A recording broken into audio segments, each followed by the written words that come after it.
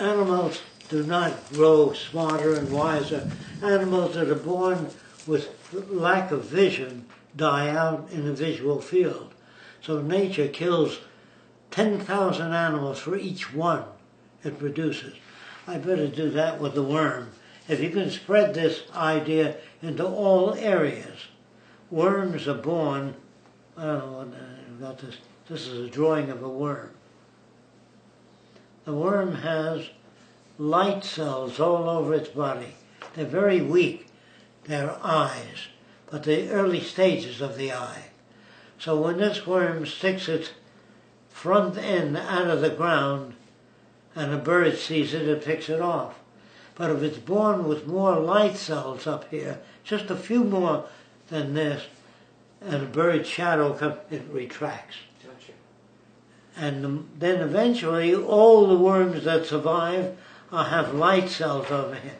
The eye is an organization of light cells. It starts out with light cells all over. But the worms that survive are the worms with the light cell at the leading edge. If they're at the trailing edge, it doesn't survive. When a bird lands with a worm and the other birds open their mouth, I did this years ago. The bird that moves the most with the mouth open gets all the worms. Gotcha. It doesn't feed all the birds. Feeds the most active. So I made a plastic bird with the mouth wide open on a spring that moved more, and the bird put all the worms in there. That's when I became a mechanist. I believe that human beings cannot think or reason. They're mechanisms that respond to the environment because they have a wide range of responding senses. So I looked at robots the same way, but we're organic. We get hungry, so we hunt. Robots don't. Robots don't say, I need lubrication, so I'm going to behave a certain way. They don't care whether you lubricate them or not. Mm-hmm. So they don't evolve. No man has been able to make a robot that's just a minute. Like feel good doing that. Robots don't feel good or bad. I don't know if you notice it. When a wolf has incisors, he can tear off bigger pieces of meat. If he swallows it faster, he can survive starvation. So animals do not chew their food. They rip off the meat and swallow it whole, just as it is. I don't know if you notice that. That animal will survive in scarcity. The animal that tears the meat off and chews on it won't have enough food. So the animals tear it apart fast. And they don't outgrow that. The animals born with the larger fangs survive. Those with shorter fangs don't get a bigger piece of the meat. Animal life has no purpose, is what I'm trying to say. There's no purpose to eyes, ears, teeth, or anything. If you're born with things that work under those conditions, you survive. If you're born, say, with let's say, a more rational mind, and you're rational about everything, you can't live. You might leave a little food for your young. If a bird doesn't feed its young, let's say it just eats the food, that species is gone. A bird that doesn't take care of its young, birds are not born to take care of their young. They say they instinctively take care of their young.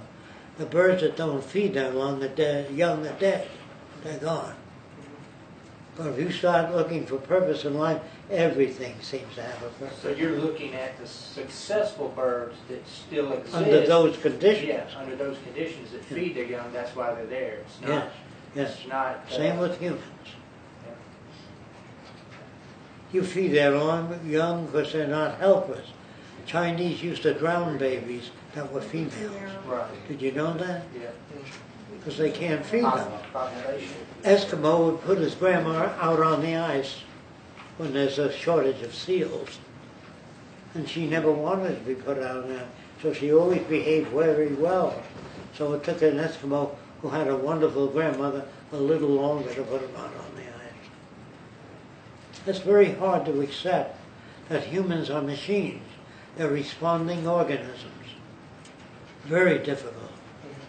And people that used to attend my seminars for years would write songs about a responding organism, a bundle of tropisms. You know, and they couldn't get along with normal people. You must understand that. Since I've been attending your sessions, I'm losing my friends. I said, you're not losing your friends. You're losing people that are hard-headed, hard-wired. But you'll have to change people to get along with them. I call it poisoning the well. I'm saying that all things are shoved by something else. There's nothing, although we can't see the wire up our ass connected to the sun, we depend on the sun, the radiant energy of the sun. You may not see the forces that move you. Nutrition, different food combinations, strengthen your fingernails, lack of it makes them soft and they crack. You don't know how your body operates, but if you study nutrition and physical degeneration, you know more about the body. You never know everything. The word everything is a stupid word. It implies that there is such a thing as everything. When you get into the mechanistic point of view, all that the mechanist says is that all things are shoved by other things. There's no prime source of movement. In other words, if this begins to roll, it means the table is not level. Right. Nothing moves of itself. Plants do not grow. They depend on sunlight, water, moisture, soil, temperature, many different things. So there's no prime mover. When I say, how did the universe begin? That's a stupid question. It assumes a beginning. A seed, they say, is the beginning of a plant. How do you know it's not the end product? Why do you call it the beginning? Do you understand what I'm saying? Man projects like hell, including scientists. There's no good, no bad, no smart people, no dumb people. There are people that have less tools than you do. Right. You might have better tools. If a girl falls in love with a taller guy than you, because she likes tall people, and you get mad at her, you don't understand the effects of the environment. When you understand, you'll never dislike anybody or hate them. You'll understand where they're coming from. And that will stop a lot of crime and a lot of... That's what I mean by we're not educated. I hope you know what I mean now. We're not given that. Well, I never heard of Fresco. He has no PhD. He never graduated junior grade school. Therefore, fuck Fresco. You're a follower of some fucking fraudulent guy. That's what they'll tell you if you talk to normal people. But if you understand what I'm saying, you'll only understand those things that have parallel, that you have experience with. I can't talk to anybody. They would hate me. You know what I mean? And if I talk to scientists, they'd say, well, where the hell do you get your ideas from? You know, I got mine by hard work. So did I get it.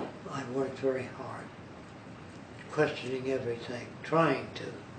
I still have a few carryovers, which is okay with me. Primordial slime. What? The primordial slime. That's right? part of the slime, exactly. And that goes for all of us. We can never be objective.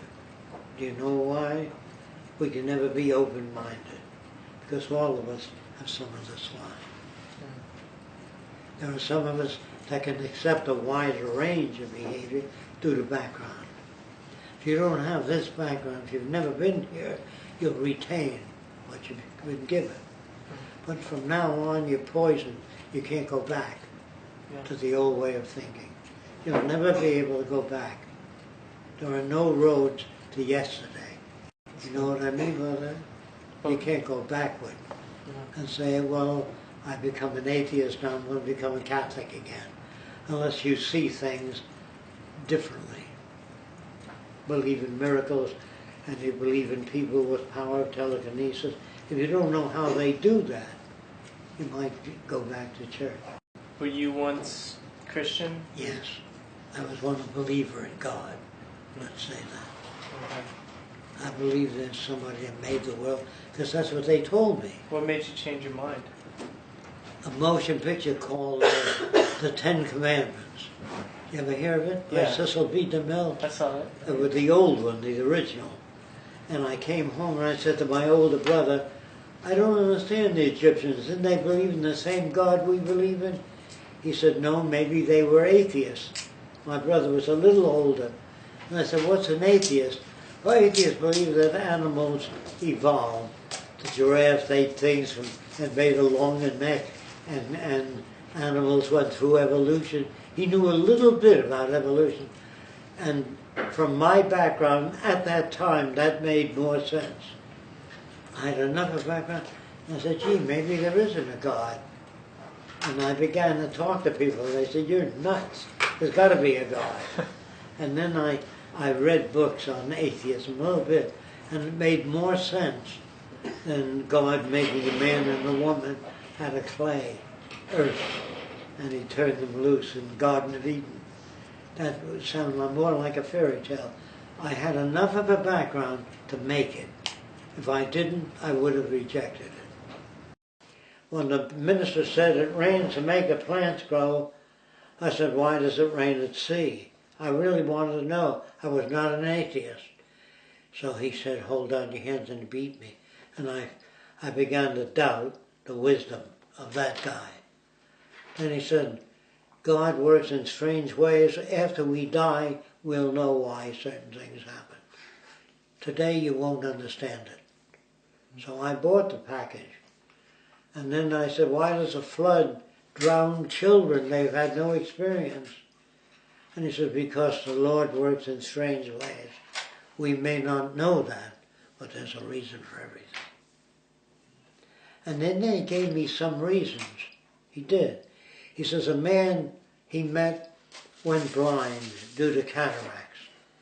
And the blind man said, since I was blind, I realized a lot of things that I didn't appreciate in the past.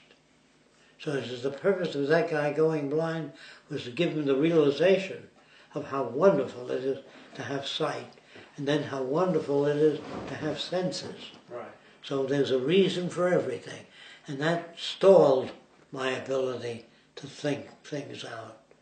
You know, it was a good example. It is. And then so going on, I didn't find blind men any particularly smarter than anyone else. Mm-hmm. This particular blind man that he quoted, yes, he did. But there are many people that have a negative experience and makes them more negative. Right. Do you understand what I'm talking about? Yeah. It's very hard to be objective. And I found conflict in the early stages of beginning to question things. I found, well, it's better that I go to church once a month. You know, not give it up entirely. So I said, well, God would know I was false then. Then I didn't have to go once a month. Because I said, I can't put it over on God. So then I learned more about evolution and learned more about God sacrificing his son. And if he knows everything, he would know that his son would be crucified. Then it didn't make sense. I began to question that whole pattern. It went in circles, you know what I mean? And I pulled out. But if I didn't question the patterns, I don't think I could make it. And if I wasn't shoved further enough along, I wouldn't have questioned anything. So here you're being shoved, and from now on, you will question more things.